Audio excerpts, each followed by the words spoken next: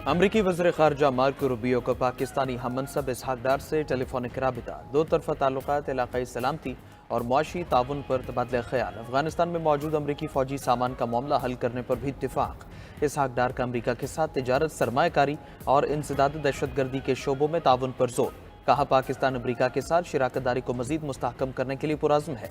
अमरीकी वज़ीर ख़ारजा ने मादनियात, तिजारत और सरमायाकारी के शोबों में दिलचस्पी का इजहार किया।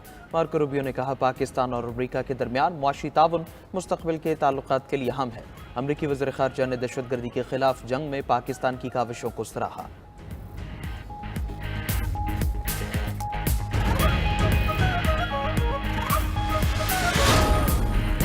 ट्रंप की टैरिफ वॉर से दुनिया भर में सरमाया डूब गया। बदतरीन खसारे के बाद अरब और एशियाई stock markets crash. Saudi stock market में 500 अरब रियाल का नुकसान। इससे पहले सऊदी सरमायाकारों के 133 अरब डॉलर डूबे थे। सऊदी तेल की कंपनी अरामको के शेयर्स की मालियत में 90 अरब डॉलर गिरावट। तेल की कीमतें गिरने से सऊदी स्टॉक में बदतरीन मंदी हुई। सऊदी बेंचमार्क इंडेक्स में 700 पॉइंट्स की कमी।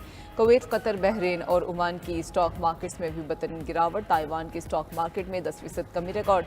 जापानी स्टॉक मार्केट 9% तक गिर गई। जापानी बैंकों के स्टॉक में 17% कमी हुई। हांगकांग स्टॉक एक्सचेंज में 8% तक गिरावट। ऑस्ट्रेलिया 4%, जनूबी कोरिया 4.7%, शंघाई कंपोजिट 6% तक जा गिरी। भारत की मरकजी स्टॉक मार्केट में 2500 पॉइंट्स गिर गए। भारत की तीनों बड़ी स्टॉक मार्केट्स में 5% तक कमी रिकॉर्ड। तज्जियाकारों के मुताबिक आलमी सतह पर ये कोरोना के बाद सबसे बड़ी मंदी है। जेपी मॉर्गन का कहना है कि आलमी मईशतों में गिरावट का अमल 60% तक पहुंच सकता है।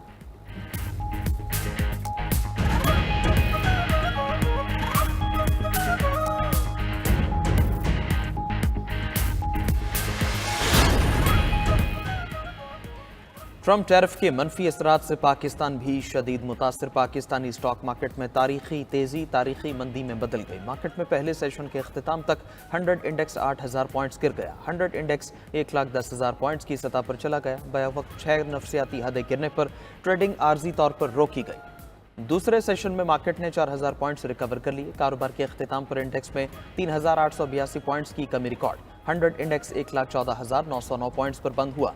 दिन भर मजबूत तौर पर 450 कंपनीज के शेयर्स में कारोबार हुआ। 357 कंपनीज के शेयर्स में कमी, 52 के हिस्सेस में इजाफा। तज्जियाकारों के मुताबिक हिस्सेस मार्केट में 8600 पॉइंट्स की कमी मुल्क की तारीख में एक रोज में होने वाली सबसे बड़ी कमी है।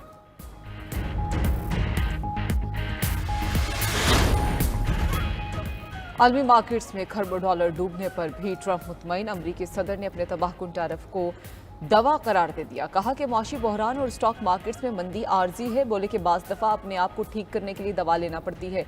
मुल्क में भारी सरमायाकारी आने वाली है। हम अमीर कौम बनने जा रहे हैं। चीन के साथ तिजारती खसारा ख़त्म होने तक डील नहीं करेंगे। ट्रंप की चीन पर इजाफी 50% टैरिफ लगाने की धमकी। कहा कि चीन ने जवाबी 34% टैरिफ वापस न लिया तो इजाफी टैरिफ लगाएंगे। उधर ट्रंप के अरबपति दोस्त भी टैरिफ तलवार की जद में आ गए। इलॉन मस्क की कंपनी टेस्ला को 31 अरब डॉलर नुकसान का सामना। मार्क जुकरबर्ग की मेटा को भी 27 अरब डॉलर कमी का धचका पहुंचा। जेफ बेजोस की अमेजोन को 23.5 अरब डॉलर का नुकसान हुआ। लग्जरी गुड्स एम्पायर के मालिक ब्रांड डार्नॉल्ट को 11 अरब डॉलर का खसारा हुआ। मीडिया रिपोर्ट्स के मुताबिक टैरिफ वॉर में दुनिया के 500 अमीर तरीन अफराद मजमूई तौर पर 536 अरब डॉलर खो चुके हैं।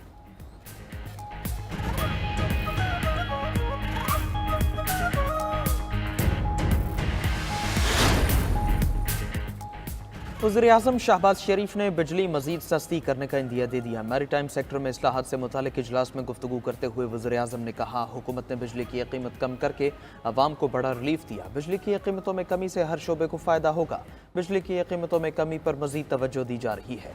हमने मैक्रो इकनॉमिक इस्तेहकाम हासिल कर लिया। मैरीटाइम सेक्टर पर बात करते हुए वज़ीर-ए-आज़म ने कहा, समंदर से जुड़ी इकॉनमी में जमूद ख़त्म करेंगे। अल्लाह ने हमें तवील साहिल, समंदर और लामहदूद वसाइल अता किए हैं। आलमी मशत की तरक्की समुद्री वसाइल और उन तक रसाई से जुड़ी है। तमाम बंदरगाहों पर जदीद तरीन स्कैनर लगाने की रफ्तार को तेज़ किया जाए।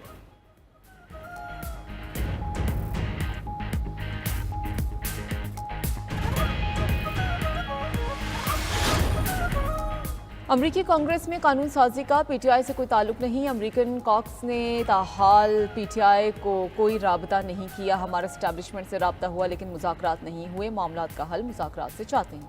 चेयरमैन पीटीआई बैरिस्टर गौहर की मीडिया से गुफ्तगू, कहा कि मुल्क और जमहूरियत के लिए बातचीत होनी चाहिए। बानी पीटीआई के रिहाई में सबसे बड़ी रुकावट आज़ाद अदलिया का ना होना है। पीटीआई में इख्तिलाफात पर बात करते हुए मजीद कहा कि अंदरूनी इख्तिलाफात पब्लिक फोरम पर नहीं आने चाहिए। अपोजिशन लीडर उमर अयूब ने बात करते हुए कहा कि जहां बर्तन हो वहां बचते रहते हैं। पार्टी इख्तिलाफ पर हम जाने हमारा काम जाने, किसी को तशवीश नहीं होनी चाहिए। आतिफ खान बोले कि असद कैसर शहराम तरकई और मैंने पार्टी के सामने मामला रखा है। बैरिस्टर गौहर ने पार्लिमानी पार्टी को टिकटों की तकसीम पर एतमाद में लिया। बानी पीटीआई का पैगाम था, सब एक एक सीट पर इलेक्शन लड़ेंगे।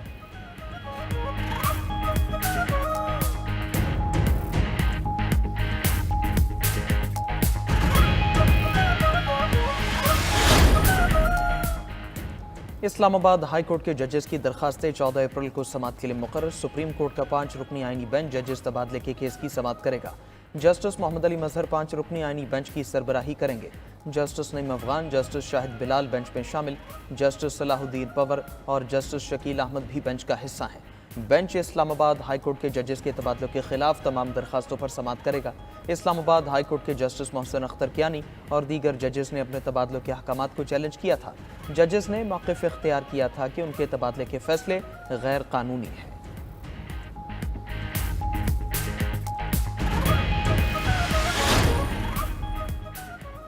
कौमी असम्बली इजलास अपोजिशन और हुकूमती अरकान में ठन गई। अपोजिशन लीडर उमर अयूब को माइक न मिलने पर अपोजिशन का वॉकआउट। स्पीकर कौमी असम्बली अयाज सादिक ने अपोजिशन को रूल्स याद करा दिए। स्पीकर का अपोजिशन से कौमी सलामती कमेटी इजलास में शिरकत न करने का शिकवा।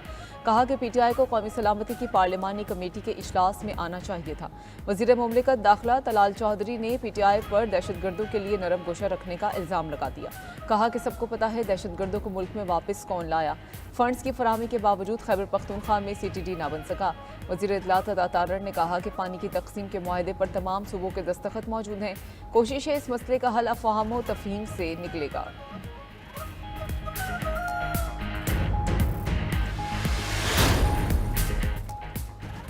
अवाम को नवंबर या दिसंबर तक स्टारलिंक मिल जाएगा। स्टारलिंक को लाइसेंस देने के लिए किसी और कंपनी का इंतजार नहीं हो रहा। वज़ीर IT शिज़ा फ़ातिमा ने कौमी असम्बली में इज़हार ख्याल करते हुए कहा, हमारी ओपन स्काई पॉलिसी है। सैटेलाइट इंटरनेट एक नई टेक्नोलॉजी है। चीन की कंपनी ने भी सैटेलाइट इंटरनेट के लिए दरखास्त दे रखी है। रुकन कौमी असम्बली आगा रफ़ीउल्लाह ने सुस्त इंटरनेट का मामला ऐवान में उठाया। बोले, सुस्त इंटरनेट की वजह से कारोबार मुतासर हो रहा है। वज़ीर IT कहती है, इंटरनेट पहले से तेज़ हुआ है।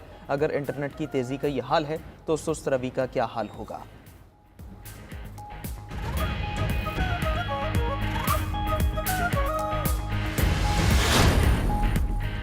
बाइनेंस के बानी चांगपेंग जाओ पाकिस्तान क्रिप्टो काउंसिल के स्ट्रेटेजिक मुशीर मुकर्रर। बाइनेंस के बानी का शुमार डिजिटल फाइनेंस के बाअसर रहनुमाओं में होता है।